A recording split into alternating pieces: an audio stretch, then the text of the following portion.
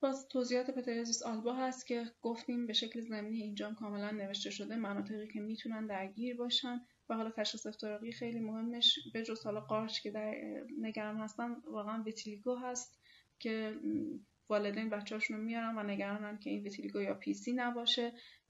اگر که گاهی وقتا اولا که معمولا از طریق معاینه در اغلب موارد تشخیص داده میشه که این ویتیلیگو نیست، ولی اگر خیلی شک داشتیم و واقعا در موارد خیلی نادری که نتونستیم از رو بالین افتراق بدیم، چیزی که بهمون کمک میکنه لامپ وود هست که اشعه یووی داره و این لامپ وود زایه ویتیلیگو کاملا دپیگمانته و سفیده، ولی زایات آلبا هایپوپیگمان و کمرنگه. خب گفتیم دیگه ضد آفتاب منظم و چرب کننده کمکمون میکنه در درمان و اینکه به والد. باز این یک نمای پتریازیس آلبا هست که یک مقداری وضوح زایات هایپوپیگمانت کمتره، یک مقداری پایین لب و سطح پایین و داخلی گونه ها ملاحظه می‌فرمایید، پچه هایپوپیگمان. یک علامتی داریم به نام هتروخساین یا کوین آنت ساین که 1/3 خارجی ابرو یک مقداری تونک میشه و کمتر میشه و ما البته که حواسمون باشه که در مریضای هایپوتیروئید هم ما ریزش 1/3 خارجی ابرو رو داریم. پس یک ریزش کمپر شدن 1/3 خارجی ابرو رو ما وقتی که دیدیم 2 تا مورد مد نظرمون باشه، یکی اتوپیک درماتیت و یکی هایپوتیروئیدی. و همچنین لپر، ما در بیماران جذام هم لپرالکرومازی ممکنه که این نما رو داشته باشیم که قاعدتاً علائم و شرح حال و به هر حال بقیه تظاهرات میتونه کمک کننده باشه. هم هست که فقط 1/3 خارجی ابرو ریخته و شما خشکی پوست رو میبینید، چینای دنی مورگان رو میبینید توی این کودک. باز در این عکس هدلایت ساین رو میبینید، همون رنگ پریدگی ناحیه اطراف بینی و اطراف لب که درگیر نیست و اسپر هست، ولی گونه ها پلاک های اریتماتو پوست دار و کراسته رو دارید. پس تظاهرات چشمی گفتیم کراتوکونوس و کاتاراکت هست که یک نرمال قرنیه نرمال رو با یک قرنیه که مبتلا به قوز و حالا توضیحاتی که داده شده.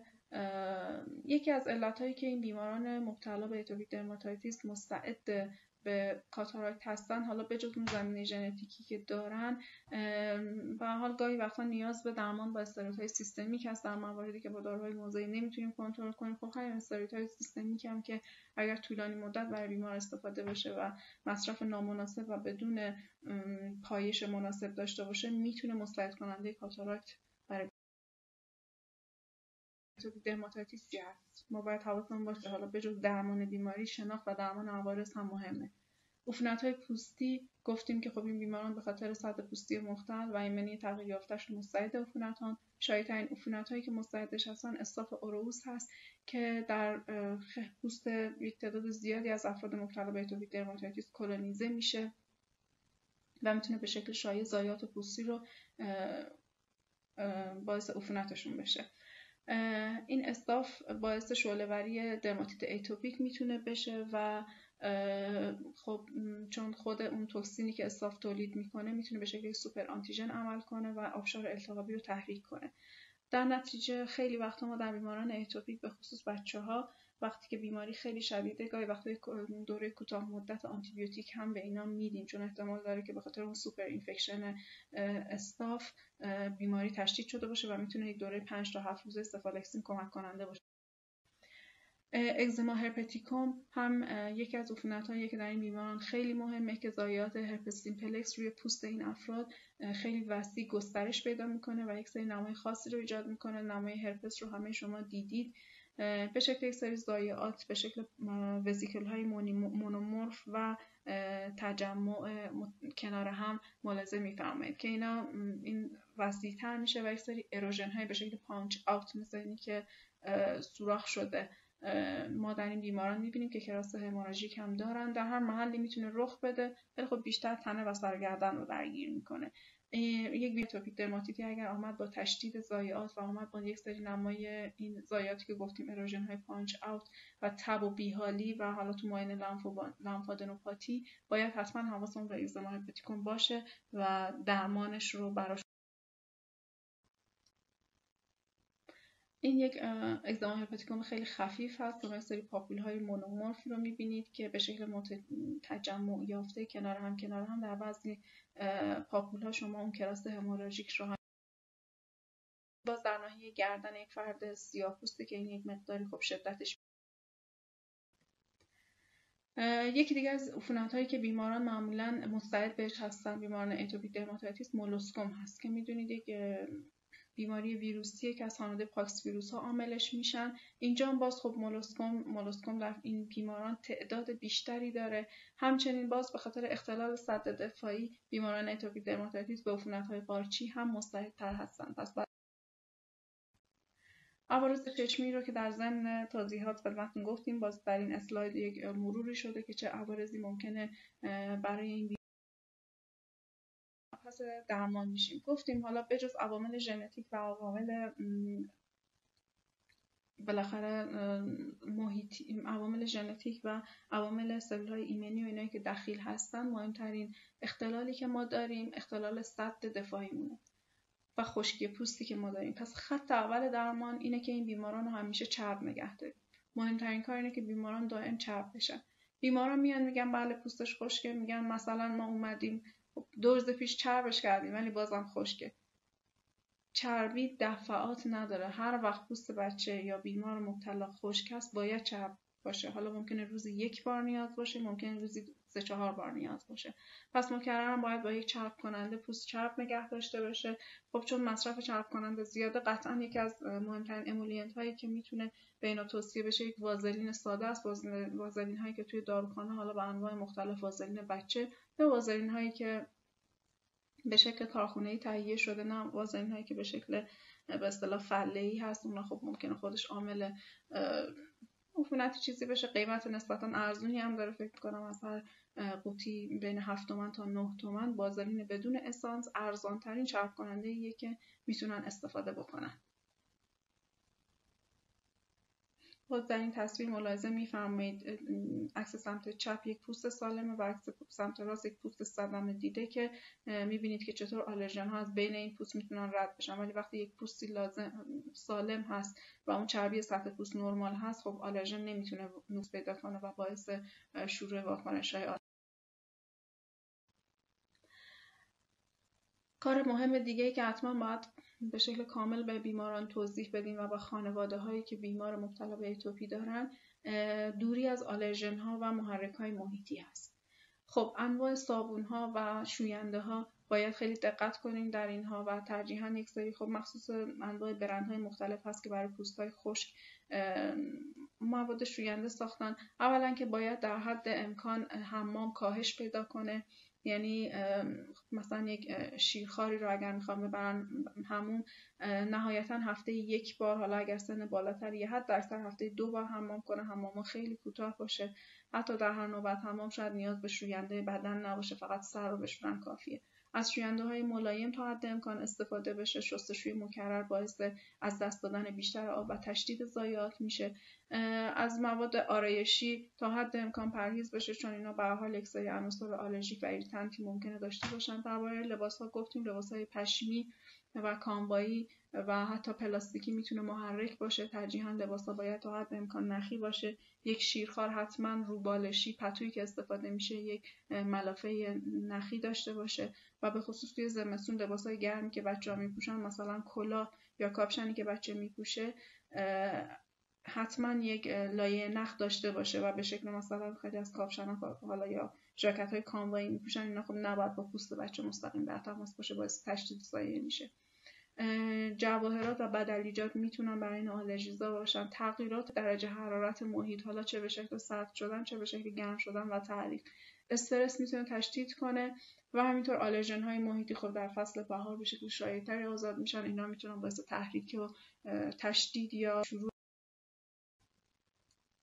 خط سوم خب درمان فلرها هست و درمان طبیعی که ما انجام بدیم که بسته به شدت ضایعات، محل درگیری ضایعات و این خب ما درمان هامون رو به شکل‌های مختلفی خب گفتیم پس درمان ما 4 تا جزء اصلی داره. یک درمان ضد التهاب داریم، یک درمان آنتی باکتریال اگر شواهد واضحی از عفونت‌های باکتریال می‌بینیم، درمان ضد خارش که خیلی مهمه و درمان چرب کننده یا موئسچرایزینگ. به شکل کامل توضیح دادیم که از تریگرها و فاکتورهای محرک باید دوری بشه و ضد التهاب‌ها رو باید بدیم و اینکه حالا انتخاب‌هایی داشته باشیم خب مهمه که تصمیم درستی بتونیم بگیریم و مهم اینه که بعد از اینکه خب توضیحات کاملی به بیمار و به خانواده میدیم این احتمال رو در نظر بگیریم برای اینا که گرچه در مواردی به هر حال احتمال بهبود تا 2 سالگی یا تا 12 سالگی وجود داره، اینا رو باید مد نظر داشته باشیم و به والدین بگیم، ولی خب احتمال عود ضایعات رو هم حتما باید بهشون گوشزد بکنیم که با هر بار عود به هر حال پزشکشون رو عوض نکنن یا فکر نکنن تشخیص اشتباه بوده، بدونن که این جزء ماهیت بیماری. توصیه‌هایی که گفتیم درباره حمام کردن و درباره چرب کننده ها، حمام ها باید روزانه باشه، حمام ها باید در حداقل دفعات باشه. حالا اینجا گفته شده حمام های روزانه، ولی ما توصیه میکنیم که حد اکثر 1 تا 2 بار در هفته حمام بشه. حتما باید حد اکثر تا 10 دقیقه باشه، یعنی زیر 10 دقیقه حمام طول بکشه. 5 تا 10 دقیقه ما معمولا میگیم بیشتر طول نکشه. حمام با آب ولرم باشه، نه آب سرد نه آب داغ.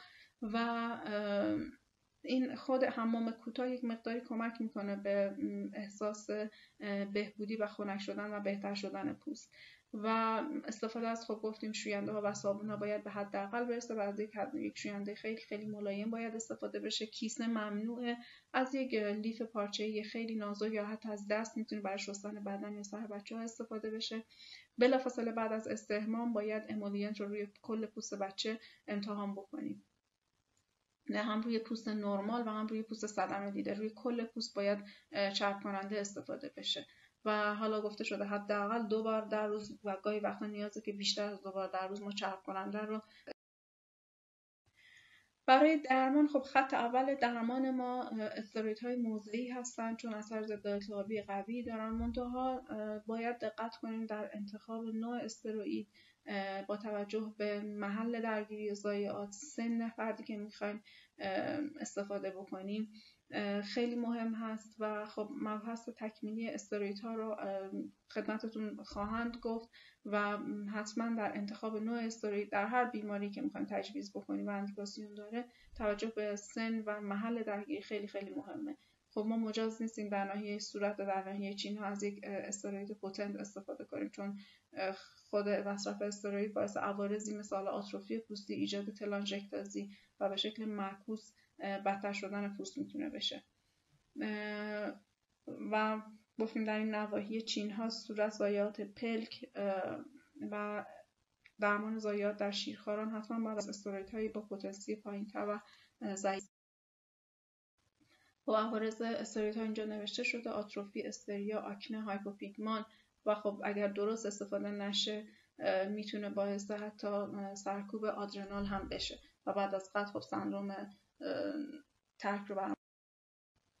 در مواردی که ما ضایعاتمون حاده میتونیم 2 بار در روز استفاده بکنیم. حالا امولینت که جزء اصلی درمانمون هست استفاده میشه. امولینت نباید نزدیک با استروئید استفاده بشه. مثلا ما استروئید رو میگیم که صبح و شب استفاده کنن، امولینت رو 1 بار مثلا ظهر 1 بار بعد از ظهر استفاده کنن چون اگه با هم استفاده کنن خب دارو رو رقیق میکنه و اثر دارو رو کم میکنه.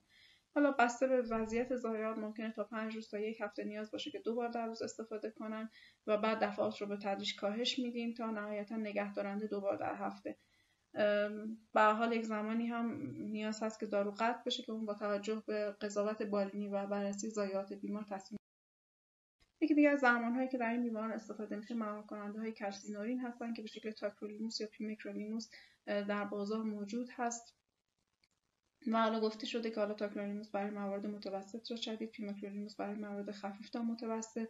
اینا داروهایی هستن که خب اون عوارض استروئیدها رو ندارن و خب برای مناطقی مثل صورت و چین ها مناسبن که خب استروئیدها یک مقداری احتیاطشون بیشتره و میتونن عوارضشون بیشتر باشن و خط دومن در درمان بیماران درماتیت اتوپیک و اثری که دارن باعث کاهش اینترلوکین 2 میشن و از این طریقه که روی درمان خب گفتیم ما یکی از اجزای درمانمون کنترل خارش بود. از آنتی هیستامینا برای کنترل خارش استفاده میکنیم که گفتیم چون هیستامین در پاتوژنز خارش اینا موثر نیست، هدف ما از آنتی هیستامین ها تجویز آنتی هیستامین های سداتیو هست، مثل هیدروکسیزین، دیفنهیدرامین و داکسپین، برای اینکه اون سیکل خارش رو بشکنیم و بتونیم کمک کنیم به حفظ آرامش بیمار و استرسش رو کم کردن که خود اینا در بهبود ضایعات هم کمک کنندن. گفته شده که حالا آنتی هیستامین های غیر خواب آور، مثلا آنتی هیستامین های جدیدتر مثلا تلفست یا فکسوفنادین، دسلوراتادین، حتی سیترزین و لوراتادین هم ممکنه مفید باشه، ولی اغلب در دوزهای بالاتری که باز اونام اثر سدیشنشون رو میذارن مفید.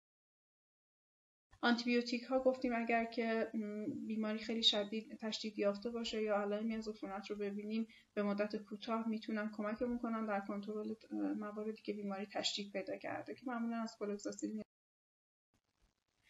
یکی از درمان‌هایی که برای بیماران میتونیم استفاده کنیم فوتوتراپی هست که در بیمارستان قائم بر امام رضا ما 2 تا دستگاه فوتوتراپی UVB و UVA رو داریم که در موارد متوسط تا شدیدی که خیلی ژنرالیزه هست به درمان‌های موضعی خوب جواب نداده، میتونه یکی از مدالیته‌های درمانی باشه و باز در مواردی که خب دیگه وسعت ضایعات خیلی زیاده که درمان با استروئید موضعی امکان‌پذیر نیست و خودش باعث جذب سیستمیک استروئید و ایجاد عوارض میشه، میتونیم به شکل کوتاه مدت استروئیدهای سیستمیک رو استفاده کنیم یا حتی از داروهای ایمونومودولاتور مثل سیکلوسپورین هم استفاده کنیم. خب امیدوارم که استفاده لازم رو برده باشید. خیلی متشکرم از توجهتون. موفق و مؤید باشید.